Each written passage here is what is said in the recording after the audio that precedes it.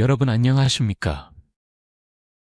인생이라는 긴 여정 속에서 우리는 매일 수많은 선택을 하며 살아갑니다. 젊었을 때는 앞만 보고 달려가느라 정신없이 바쁘게 지냈지만 어느새 시간이 흘러 은퇴를 앞두거나 이미 은퇴한 시점에 이르면 문득 이런 생각이 들곤 합니다. 내가 지금까지 잘 살아온 걸까? 앞으로 남은 인생은 어떻게 보내야 할까?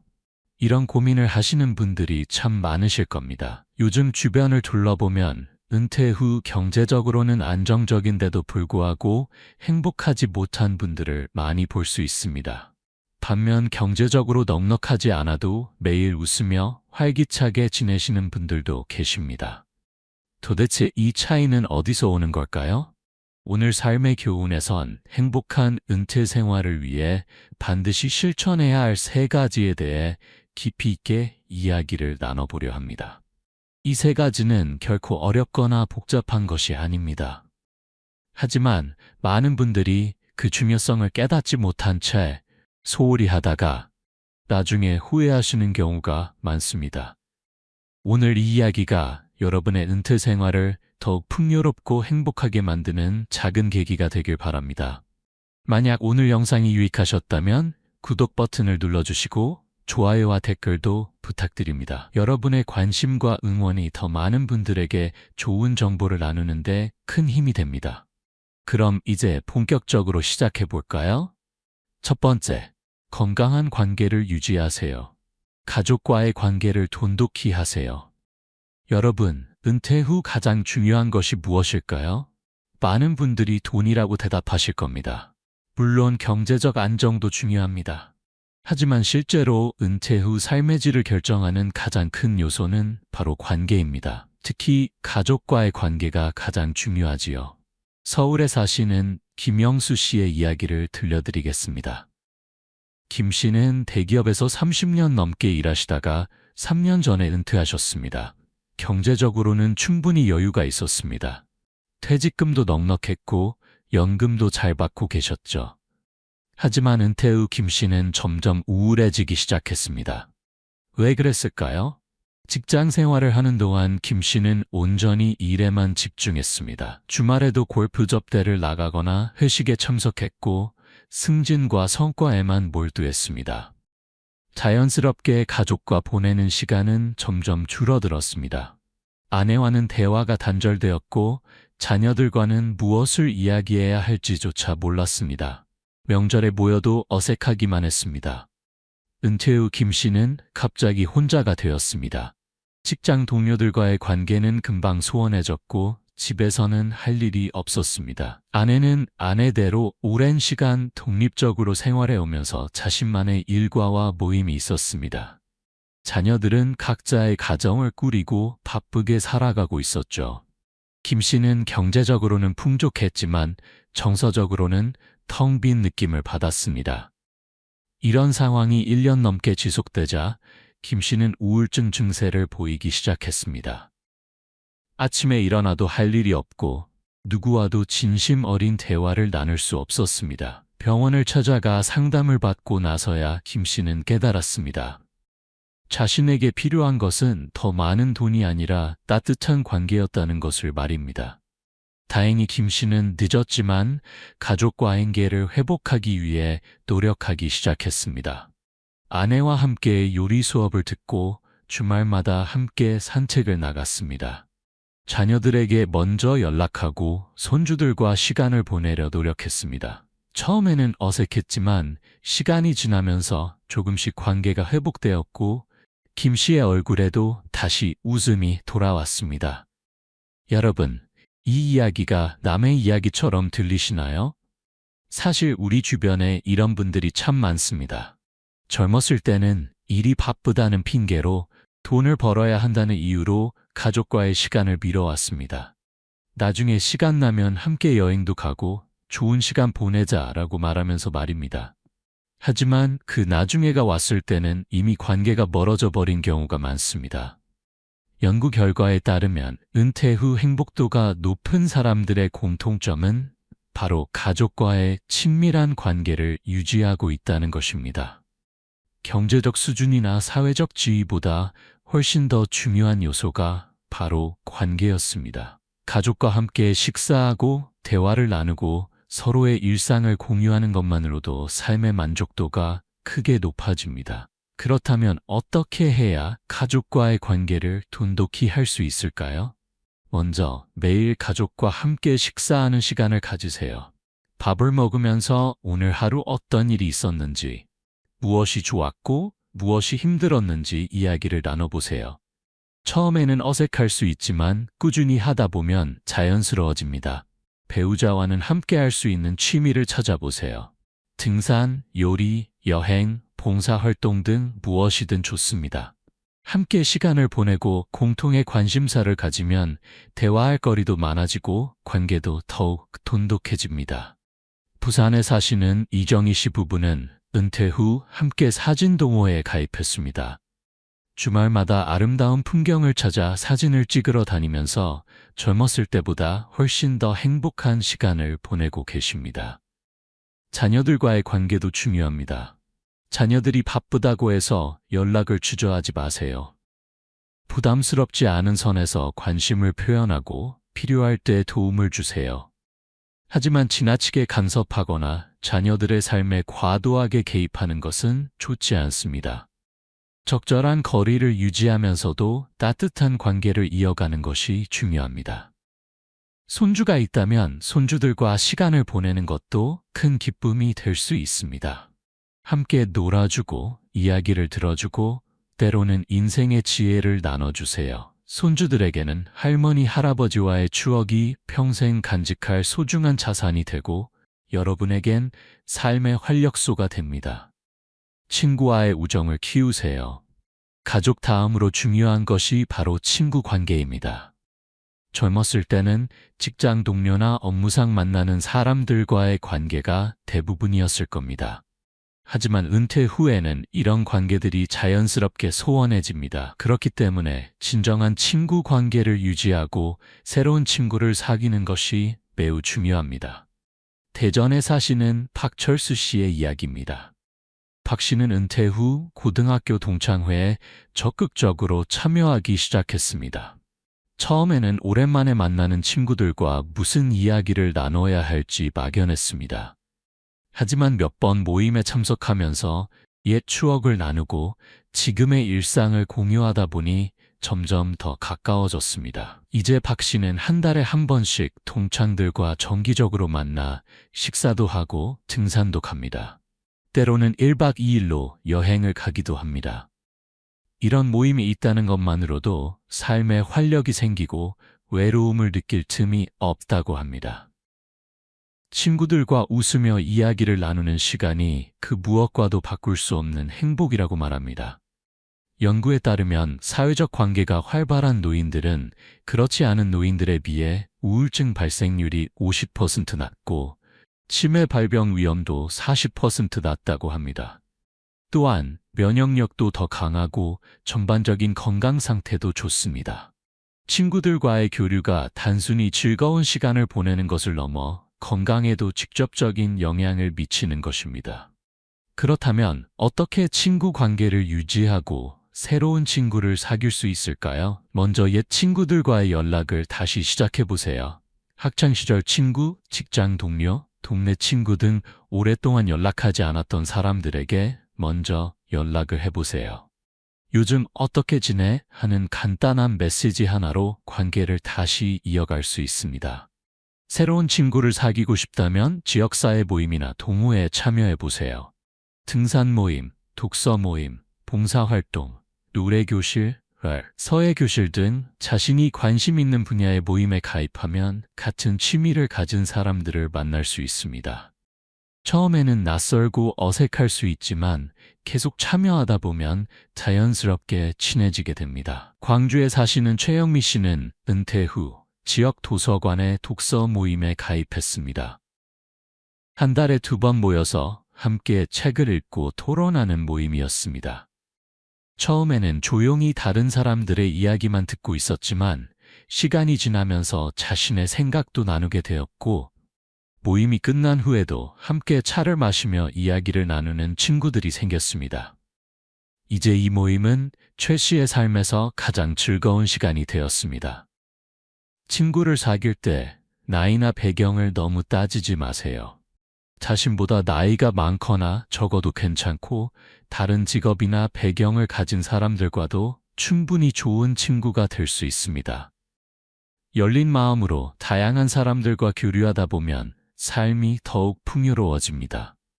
또한 친구 관계를 유지하기 위해선 먼저 다가가고 관심을 보이는 것이 중요합니다. 친구의 생일을 기억하고 축하 메시지를 보내고 친구가 힘들 때 곁에서 위로해 주세요. 관계는 일방적인 것이 아니라 서로 주고받는 것입니다. 내가 먼저 손을 내밀면 상대방도 마음을 열게 됩니다. 이웃과의 관계도 소중히 하세요. 가족, 친구와 더불어 이웃과의 관계도 매우 중요합니다. 특히 은퇴 후에는 집 근처에서 보내는 시간이 많아지기 때문에 이웃과의 관계가 삶의 질에 큰 영향을 미칩니다. 인천에 사시는 정수진 씨는 20년 넘게 같은 아파트에 살고 계십니다. 은퇴 전에는 바쁜 일상 때문에 이웃들과 인사만 나누는 정도였습니다. 하지만 은퇴 후 아침에 산책을 나가면서 같은 시간대에 운동하는 이웃들과 자연스럽게 친해졌습니다. 처음에는 가벼운 인사에서 시작했지만 점점 날씨 이야기, 건강 이야기를 나누게 되었고 나중에는 함께 운동을 하고 때로는 차를 마시며 깊은 이야기를 나누는 사이가 되었습니다. 이웃 중 한 분이 아프셨을 때는 함께 병문안을 가고 서로의 경조사에도 참석하면서 이웃이 가족처럼 느껴졌습니다. 어느 날 정 씨가 집에서 넘어져 다쳤을 때 평소 친하게 지내던 이웃이 바로 알아채고 도움을 주었습니다. 병원에 데려다주고 회복할 때까지 식사를 챙겨주었습니다. 정 씨는 그때 이웃의 소중함을 깊이 깨달았다고 합니다. 가족이 멀리 있어도 가까운 이웃이 있다면 외롭지 않고 안전하게 살 수 있다는 것을 말입니다. 이웃과 좋은 관계를 맺으려면 먼저 밝은 표정으로 인사하는 것부터 시작하세요. 복도에서 마주쳤을 때, 엘리베이터에서 함께 탔을 때 안녕하세요 하고 인사를 건네세요. 작은 인사 하나가 관계의 시작입니다. 또한 아파트나 동네의 모임에 적극적으로 참여해보세요. 부녀회, 노인회, 자원봉사 모임 등 다양한 모임이 있습니다. 이런 모임에 참여하면 자연스럽게 이웃들과 친해지고 지역사회의 일원으로서 소속감도 느낄 수 있습니다. 때로는 작은 나눔을 실천해보세요. 맛있는 음식을 만들었을 때 이웃과 나누고 여행을 다녀왔을 때 작은 선물을 건네는 것도 좋습니다. 물질적인 것이 아니더라도 서로 관심을 갖고 안부를 묻는 것만으로도 따뜻한 관계를 만들 수 있습니다. 여러분, 사람은 혼자서는 살 수 없습니다. 아무리 경제적으로 풍족하고 건강해도 사람과의 관계가 없다면 진정한 행복을 느낄 수 없습니다. 은퇴 후 행복한 삶을 위해서는 가족, 친구, 이웃과의 건강한 관계를 유지하는 것이 무엇보다 중요합니다. 오늘부터라도 주변 사람들에게 먼저 손을 내밀고 관계를 돈독히 하기 위해 노력해보세요. 그것이 행복한 은퇴 생활의 첫걸음입니다. 두 번째, 규칙적인 운동과 건강 관리를 하세요. 매일 조금씩이라도 몸을 움직이세요. 여러분, 건강이 무너지면 아무리 좋은 것도 의미가 없습니다. 맛있는 음식도 먹을 수 없고 가고 싶은 곳도 갈 수 없으며 하고 싶은 일도 할 수 없습니다. 그래서 은퇴 후 행복한 삶을 위해서는 건강 관리가 무엇보다 중요합니다. 그 중에서도 가장 기본이 되는 것이 바로 규칙적인 운동입니다. 울산에 사시는 김태우 씨는 2년 전 은퇴하신 후 처음에는 매일 집에서 TV만 보며 지냈습니다. 직장 생활할 때는 그렇게 바쁘고 피곤했는데 막상 은퇴하고 나니 할 일이 없었습니다. 아침에 늦게 일어나서 TV를 보다가 점심을 먹고 다시 TV를 보다가 낮잠을 자고 저녁을 먹고 또 TV를 보다가 잠자리에 드는 일상이 반복되었습니다. 6개월이 지나자 김 씨의 몸에 변화가 나타나기 시작했습니다. 체중이 10kg 넘게 늘었고 계단을 오르면 숨이 차고 조금만 걸어도 다리가 아팠습니다. 건강검진을 받았더니 혈압과 혈당이 높아졌고 의사는 당뇨와 고혈압 약을 처방했습니다. 김 씨는 충격을 받았습니다. 은퇴 전에는 큰 건강 문제가 없었는데 불과 6개월 만에 이렇게 건강이 나빠질 줄은 몰랐던 것입니다. 의사는 김 씨에게 매일 최소 30분 이상 운동하라고 권했습니다. 김 씨는 처음에는 귀찮았지만 건강이 더 나빠질까봐 걱정되어 운동을 시작했습니다. 처음에는 집 근처를 천천히 걷는 것부터 시작했습니다. 10분만 걸어도 힘들었지만 매일 조금씩 거리를 늘려갔습니다. 3개월이 지나자 눈에 띄는 변화가 나타났습니다. 체중이 5kg 줄었고 숨이 덜 차고 몸이 가벼워진 느낌이 들었습니다. 6개월 후 다시 건강검진을 받았을 때 혈압과 혈당 수치가 정상 범위로 돌아왔고 약도 끊을 수 있었습니다. 김 씨는 운동의 놀라운 효과를 직접 경험했습니다.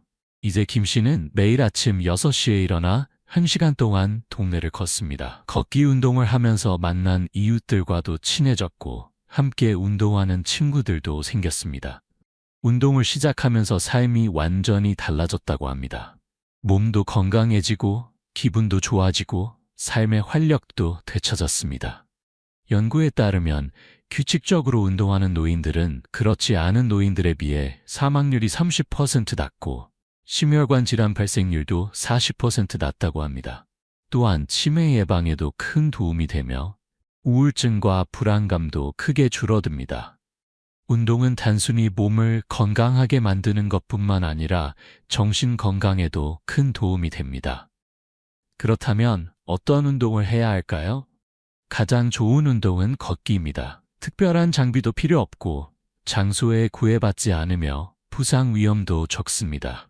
매일 30분에서 1시간 정도 빠르게 걷는 것만으로도 충분한 운동 효과를 얻을 수 있습니다. 걷기 운동을 할 때는 몇 가지 주의사항이 있습니다. 먼저 편한 운동화를 신으세요. 팔에 맞지 않는 신발은 무릎이나 허리에 무리를 줄 수 있습니다. 또한 너무 급하게 걷지 말고 자신의 페이스에 맞춰 걸으세요.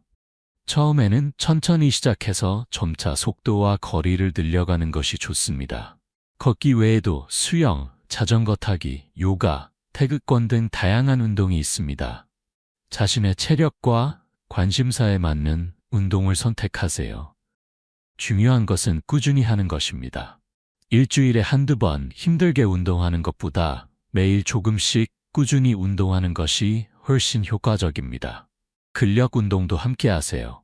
걷기와 같은 유산소 운동도 중요하지만 나이가 들수록 근력 운동도 매우 중요합니다. 근육은 30대 이후부터 매년 1%씩 감소한다고 합니다. 특히 60세 이후에는 근육 감소 속도가 더 빨라집니다. 근육이 줄어들면 기초대사량이 감소하고 체력이 떨어지며 넘어질 위험도 커집니다. 창원에 사시는 이명숙 씨는 70세입니다. 3년 전만 해도 계단을 오르기 힘들고 무거운 물건을 들 수 없었습니다. 장을 보고 집에 돌아오면 하루 종일 피곤했습니다. 그러던 중 지역 보건소에서 운영하는 노인 근력 운동 프로그램에 참여하게 되었습니다. 처음에는 반신반의했습니다. 이 나이에 근력 운동이 가능할까 싶었던 것입니다. 하지만 전문 강사의 지도 아래 가벼운 스쿼트, 팔굽혀펴기, 아령 들기 등을 시작했습니다. 처음에는 몇 번만 해도 힘들었지만 조금씩 횟수를 늘려갔습니다. 6개월 후 놀라운 변화가 나타났습니다. 계단을 오르는 것이 훨씬 수월해졌고 장바구니를 들고도 힘들지 않았습니다. 체력이 좋아지면서 일상생활이 훨씬 편해졌고 자신감도 생겼습니다. 이제 이 씨는 주 3회 근력 운동을 빠짐없이 하고 있으며 같은 또래 친구들보다 훨씬 건강하고 활기차게 생활하고 계십니다. 근력 운동은 헬스장에 가지 않아도 집에서 충분히 할 수 있습니다.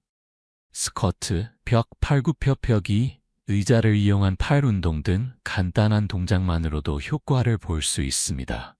중요한 것은 무리하지 않는 것입니다. 자신의 체력에 맞춰 천천히 시작하고 점차 강도를 높여가세요. 또한 스트레칭도 잊지 마세요.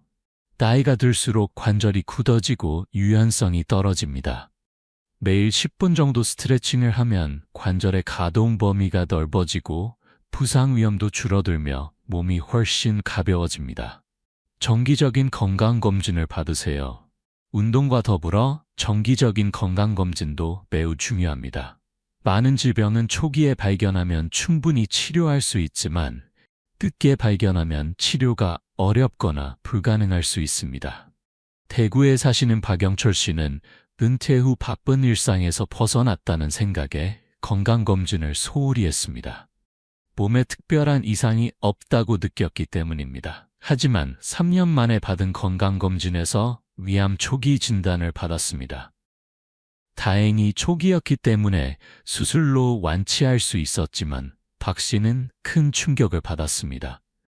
만약 조금 더 늦게 발견했다면 어떻게 되었을까 하는 생각에 아찔했습니다. 그 이후 박 씨는 매년 빠짐없이 건강검진을 받고 있으며 작은 증상이라도 나타나면 바로 병원을 찾아갑니다. 건강검진은 최소 1년에 한 번은 받아야 합니다. 기본 검진 항목인 혈압, 혈당, 콜레스테롤, 간 기능, 신장 기능 등을 확인하고 나이와 성별에 따라 필요한 추가 검사를 받으세요.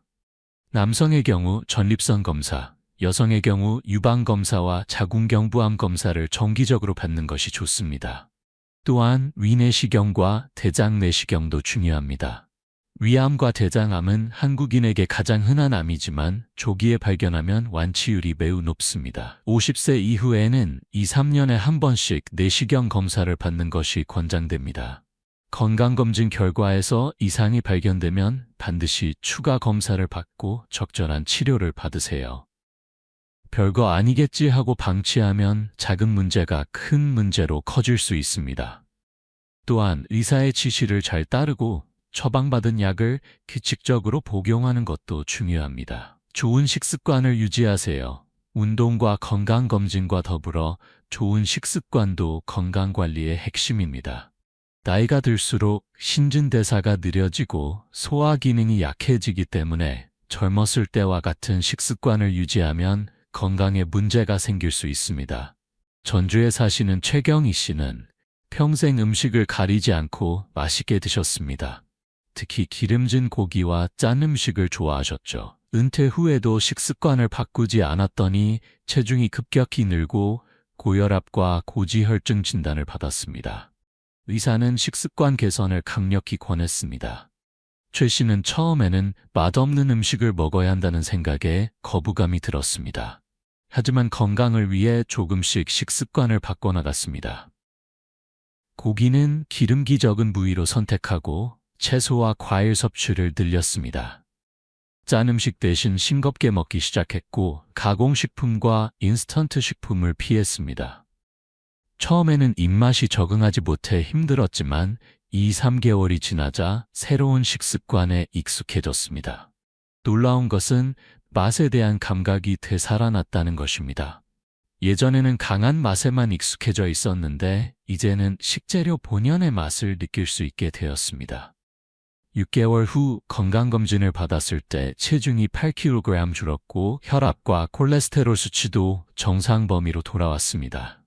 최 씨는 식습관을 바꾼 것이 인생에서 가장 잘한 결정 중 하나라고 말합니다. 좋은 식습관의 기본은 균형 잡힌 식사입니다. 탄수화물, 단백질, 지방을 적절한 비율로 섭취하고 다양한 색깔의 채소와 과일을 충분히 먹으세요. 특히 나이가 들수록 단백질 섭취가 중요합니다. 근육 손실을 막고 면역력을 유지하기 위해서는 양질의 단백질을 꾸준히 섭취해야 합니다. 또한 과식을 피하고 규칙적인 시간에 식사하는 것이 좋습니다. 하루 3끼를 거르지 말고 한 끼당 80% 정도 배부르게 먹는 것이 적당합니다. 천천히 꼭꼭 씹어 먹으면 소화도 잘 되고 과식도 예방할 수 있습니다. 물을 충분히 마시는 것도 중요합니다. 나이가 들수록 갈증을 잘 느끼지 못하기 때문에 의식적으로 물을 마셔야 합니다. 하루 1.52리터 정도의 물을 마시면 신진대사가 원활해지고 변비 예방에도 도움이 됩니다. 여러분, 건강은 하루아침에 만들어지는 것이 아닙니다. 매일매일 조금씩 실천하는 것이 쌓여서 건강한 몸을 만듭니다. 규칙적인 운동, 정기적인 건강검진, 좋은 식습관을 오늘부터 실천해 보세요. 작은 변화가 큰 차이를 만들어냅니다. 세 번째, 평생 배움을 멈추지 마세요. 새로운 것을 배우는 즐거움 여러분, 배움에는 나이가 없습니다. 많은 분들이 이 나이에 무엇을 배우겠어? 라고 생각하시지만 오히려 나이가 들수록 배움이 더욱 중요합니다. 새로운 것을 배우면 뇌가 활성화되고 치매 예방에도 도움이 되며 삶에 활력이 생깁니다. 서울 종로구에 사시는 강민수 씨는 65세에 피아노를 배우기 시작했습니다. 평생 한 번도 악기를 다뤄본 적이 없었지만 어릴 적부터 피아노를 배우고 싶었던 꿈이 있었습니다. 은퇴 후 시간적 여유가 생기자 용기를 내어 동네 음악학원에 등록했습니다. 첫 수업에 갔을 때 학생들이 대부분 어린아이들이어서 처음에는 많이 부끄러웠다고 합니다. 하지만 선생님은 강 씨를 따뜻하게 맞아주었고 나이에 맞는 진도로 차근차근 가르쳐 주었습니다.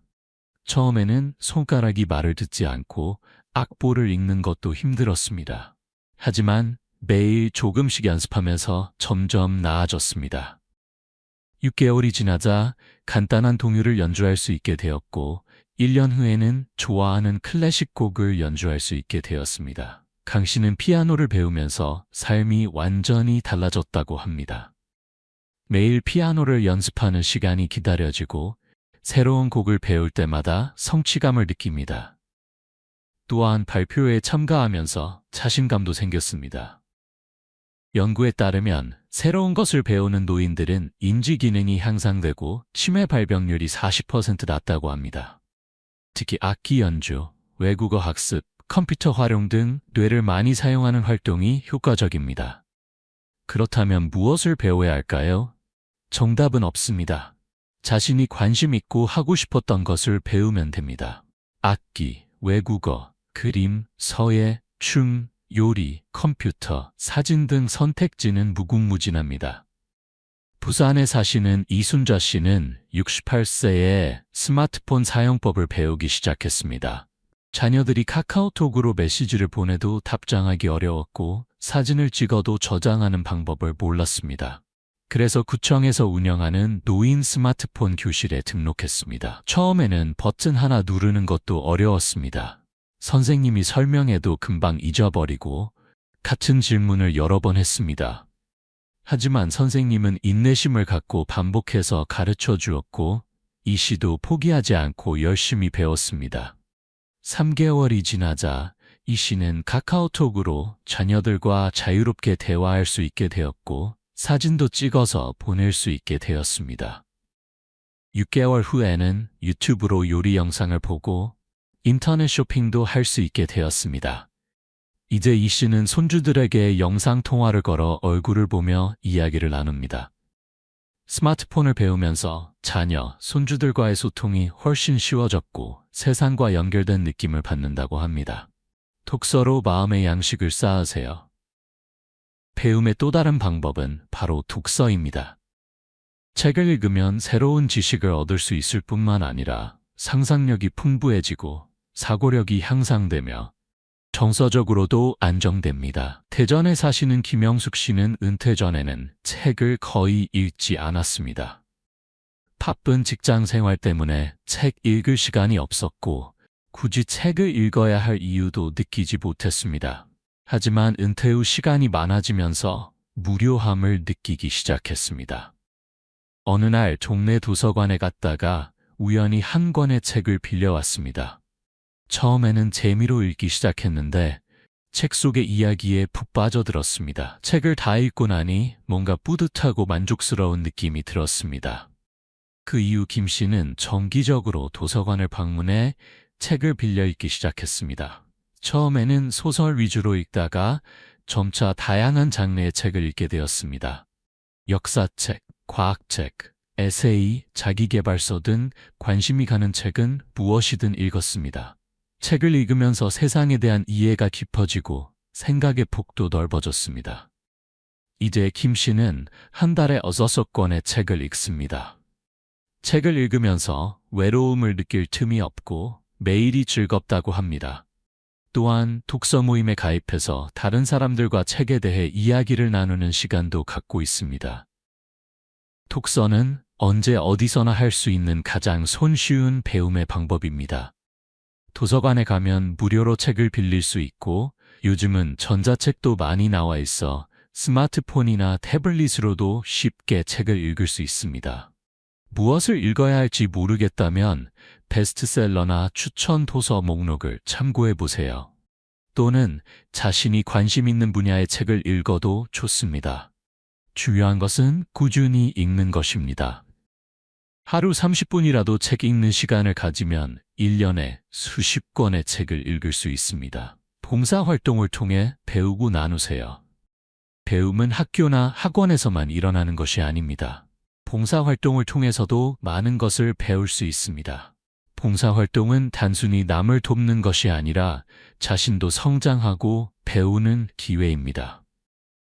광주에 사시는 박정호 씨는 은퇴 후 지역복지관에서 급식 봉사를 시작했습니다. 처음에는 그저 시간을 보내기 위해 시작했는데 봉사를 하면서 많은 것을 배우고 느끼게 되었습니다. 급식 봉사를 하면서 자신보다 훨씬 더 어려운 환경에서 살아가는 사람들을 만났습니다. 그들의 이야기를 들으면서 감사하는 마음을 배웠고 자신이 얼마나 축복받은 삶을 살고 있는지 깨달았습니다. 또한 함께 봉사하는 다른 봉사자들과 친해지면서 새로운 인간관계도 형성되었습니다. 봉사활동은 또한 자존감을 높여줍니다. 누군가에게 도움이 되고 필요한 사람이 된다는 느낌은 삶에 큰 의미를 부여합니다. 연구에 따르면 정기적으로 봉사활동을 하는 노인들은 우울증 발생률이 낮고 삶의 만족도가 높으며 심지어 사망률도 낮다고 합니다. 봉사활동의 종류는 매우 다양합니다. 급식 봉사, 도서관 봉사, 환경정화활동, 노인 돌봄 서비스, 교육 봉사 등 자신의 관심과 능력에 맞는 봉사를 선택할 수 있습니다. 인천에 사시는 최수진 씨는 은퇴 전 영어 교사였습니다. 은퇴 후에는 지역 아동센터에서 저소득층 어린이들에게 영어를 가르치는 봉사를 하고 있습니다. 자신의 전문성을 살려 아이들을 가르치면서 큰 보람을 느낍니다. 아이들이 영어 실력이 늘고 자신을 따르는 모습을 볼 때마다 행복하다고 합니다. 봉사활동을 시작하고 싶다면 주민센터나 복지관, 자원봉사센터에 문의해 보세요. 다양한 봉사 프로그램이 있으며 자신에게 맞는 봉사를 찾을 수 있을 것입니다. 새로운 도전을 두려워하지 마세요. 배움과 성장에는 끝이 없습니다. 나이가 들었다고 해서 새로운 도전을 포기할 필요는 없습니다. 오히려 은퇴 후에는 시간적 여유가 있기 때문에 젊었을 때 하지 못했던 일을 시도해 볼 수 있는 좋은 기회입니다. 제주도에 사시는 정재호 씨는 70세에 그림을 배우기 시작했습니다. 평생 미술과는 거리가 먼 삶을 살았지만 은퇴 후 제주도의 아름다운 풍경을 보면서 그림을 그리고 싶다는 생각이 들었습니다. 처음에는 주변에서 이 나이에 무슨 그림이냐며 만류했습니다. 하지만 정 씨는 자신의 꿈을 포기하지 않았습니다. 동네 문화센터에서 운영하는 수채화 강좌에 등록하고 열심히 배웠습니다. 처음에는 붓을 잡는 것도 서툴렀고 색을 섞는 것도 어려웠습니다. 하지만 선생님의 지도와 자신의 노력으로 조금씩 실력이 늘었습니다. 1년 후에는 제주도의 바다와 한라산을 그린 작품으로 동네 전시회에 참가하기도 했습니다. 이제 정 씨는 매일 아침 스케치북과 물감을 들고 제주도 곳곳을 다니며 그림을 그립니다. 그림을 그리면서 세상을 바라보는 눈이 달라졌다고 합니다. 예전에는 그냥 지나쳤던 풍경도 이제는 하나하나가 그림의 소재로 보입니다. 그림을 그리는 시간이 가장 행복하고 삶이 풍요로워졌다고 합니다. 여러분, 나이는 단지 숫자일 뿐입니다. 무엇을 하기에 너무 늦은 나이는 없습니다.